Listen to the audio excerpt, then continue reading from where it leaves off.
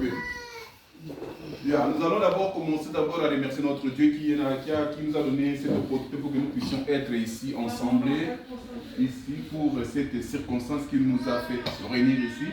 Nous nous sommes réunis ici pas par complaisance. Nous ne sommes pas réunis ici parce qu'il y a une fête. Nous nous sommes réunis ici parce qu'il y a une parole de la Bible qui s'est accomplie dans la famille de notre frère Simon. Raison pour laquelle nous sommes ici. Donc, nous sommes là parce que nous sommes venus pour partager cette douleur que notre frère est en train de traverser en ce moment de la disparition de son papa qui est déjà enterré et que la famille qui était partie au cimetière pour enterrer papa sont déjà rentrés maintenant pour parler au niveau de la famille. De notre côté aussi, nous voulons aussi, comme nous sommes venus ici pour partager cette tristesse avec notre papa. Et ça sera aussi intéressant de notre côté aussi que nous puissions aussi partager un tout petit peu aussi la parole de Dieu et puis manifester notre amour envers notre frère qui a perdu son papa sur cette circonstance. Je voudrais que nous puissions recommander ces temps entre les mains du Seigneur, lui qui avait permis que nous puissions avoir notre papa, attends le téléphone. Que nous puissions arriver dans la famille de notre papa Simon. Nous allons prier le Seigneur. Tendre Père, nous te sommes infiniment reconnaissants parce que nous avons vu encore l'accomplissement de ta parole encore ce soir dans la vie de notre frère Simon, parce qu'il y a quelqu'un qui est vraiment parti. Tendre Père, nous savons très bien que tu nous avais dit dans ta parole, Père de gloire, que tu ne nous laisseras pas orphelins, mais tu nous enverras le Saint-Esprit qui nous consolera dans des situations comme celle-ci. Nous venons encore une fois de plus, Père de gloire, te recommander ces temps. Nous voulons, ô Père très saint, que tu puisses prendre la première place et nous guider dans tout ce qui va se faire en Seigneur, afin que tout ce que nous allons faire, tout ce que nous allons dire soit poussé, conduit par le Saint-Esprit.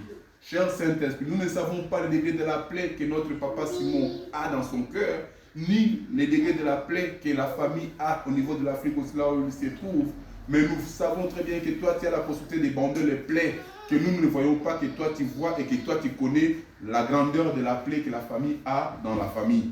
Père, donne par ta compassion aussi, Père de gloire, consoler toute la famille, afin que cette situation qui est arrivée à la famille ne soit pas une situation qui va causer le désordre ou la division dans la famille, mais que ça puisse rapprocher encore une fois de plus la famille, afin que la famille puisse voir que c'est une réalité, que papa Pedro est parti réellement, mais que toi tu es resté avec nous jusqu'à l'éternité, Père de gloire. Glorifie le nom de Jésus dans la vie de nos frères, de nos familles, là où ils sont, Père de gloire, tu peux dépasser encore le moment avec les autres personnes qui sont sur place, Père de gloire, afin que ta paix, que toi tu donnes, que le monde n'est pas donné, puisse s'élever dans la famille. Nous avons ainsi prié, dans le nom de notre Seigneur Jésus-Christ, Seigneur notre Père, nous disons Amen. Amen.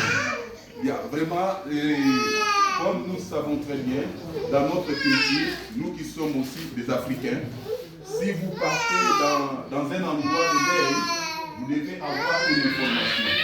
Si vous n'avez pas aussi l'information, quand vous allez rentrer à la maison, peut-être ton mari, peut-être ta femme, peut-être tes enfants te demanderont, mais papa, maman, tu étais parti dans une idée. Mais qu'est-ce que tu nous rapportes? Comment c'était passé et comment s'est terminé les histoires là-bas? Si tu n'as pas une réponse à donner, cela veut dire que tu étais parti, mais tu n'avais pas vraiment fait attention à l'endroit où tu étais parti pour savoir qu'est-ce qui s'était passé. Raison pour laquelle nous voulons d'abord donner une information précise en ce qui concerne notre papa Pedro, le papa qui nous a laissé en ce moment. Papa Pedro, qui était le papa de notre papa Simon, était vraiment un papa vraiment très très gentil, très gentil comme je vous ai dit là, et nous avons des informations sur sa date de naissance et la date que papa nous a laissée. Papa Pedro était né le 10 juillet 1942, né à Mwanga, dans une municipalité de Kibokolo, plus précisément en Angola. Donc, de son père qui s'appelle Simon et de sa maman qui s'appelait Kiediko Thérèse. Papa Pedro, Mavinga Pedro, était âgé de 79 ans. Donc 79 ans que papa Pedro nous a laissé. Donc âgé de 79 ans que papa Pedro nous a laissé, et il a laissé avec lui trois enfants. Donc les enfants de papa Simon et sa scène qui se trouve en Angola, et lui qui est le cadet, Mwanasuka, il y a papa Pedro, donc Ndekonabiso Simon. Donc il a son grand frère qui est l'aîné, la grande sœur qui est en Angola, et papa Simon est les cadets. Donc c'est ce que nous pouvons dire en ce qui concerne papa Pedro. Papa Pedro était un commerçant, il habitait la commune de Lingwala. Donc ceux qui connaissent le Congo, Kinshasa, papa Pedro azalaki natif ya commune ya Lingwala. Unande esika papa Pedro azalaki kofanda pe azalaki un grand commerçant dans le niveau ya Roka ya Congo. Donc ça c'est l'information que nous pouvons seulement donner à toute personne qui est venue ici. Donc papa Pedro était né le 10 juillet 1942. Papa Pedro est mort. Nous avons suivi comme papa Simon nous a informé. Et c'est aujourd'hui qu'on avait enterré notre papa Mavinga Pedro au Congo là-bas. Et la famille maintenant se trouve ensemble pour partager encore quelque chose à manger et peut-être aussi aller dans les maisons. Raison pour laquelle papa Simon n'avait pas voulu que cela se passe ainsi, que se passe aussi inaperçu, parce que nous avons perdu quelqu'un qui était très cher au niveau de la famille. Quand on voit la responsabilité que papa Pedro avait au niveau de la famille, nous voyons vraiment qu'il n'y a pas seulement ses enfants qu'il avait mis au monde qui sont tous des pleurs, papa Pedro, même ses neveux, même ses... Donc presque toute la famille pleure, ses neveux, ses nièces, ses frères, ses sœurs. Donc la famille vraiment pleure énormément parce qu'il n'était pas quelqu'un de très important au niveau de la famille. Mais qu'est-ce que nous pouvons faire? Devant cette situation, il n'y a pas quelqu'un qui peut empêcher la mort. Raison pour laquelle je voudrais que nous puissions seulement partager quelques paroles seulement en ce lieu sur la circonstance qui nous est arrivée.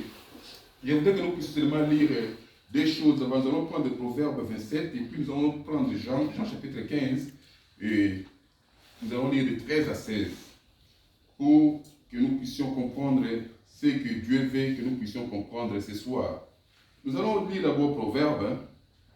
Ici, c'est notre frère Salomon qui avait écrit ces proverbes.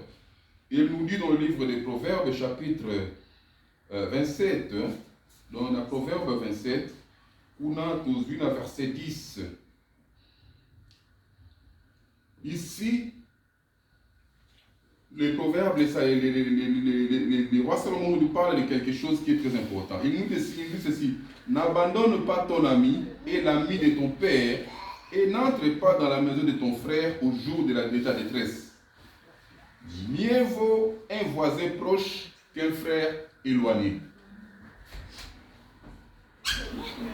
Donc, n'abandonne pas ton ami et l'ami de ton père, et n'entre pas dans la maison de ton frère au jour de la détresse.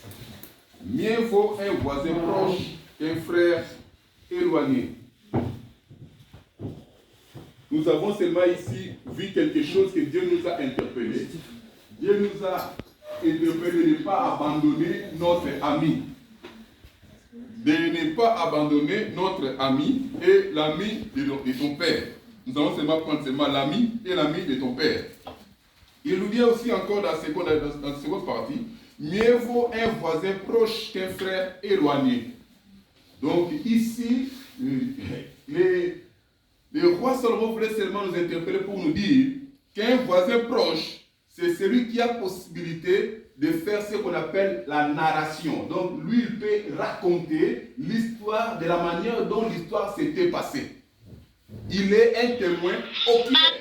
Papa, atende telefone pra gente. Un voisin proche, c'est un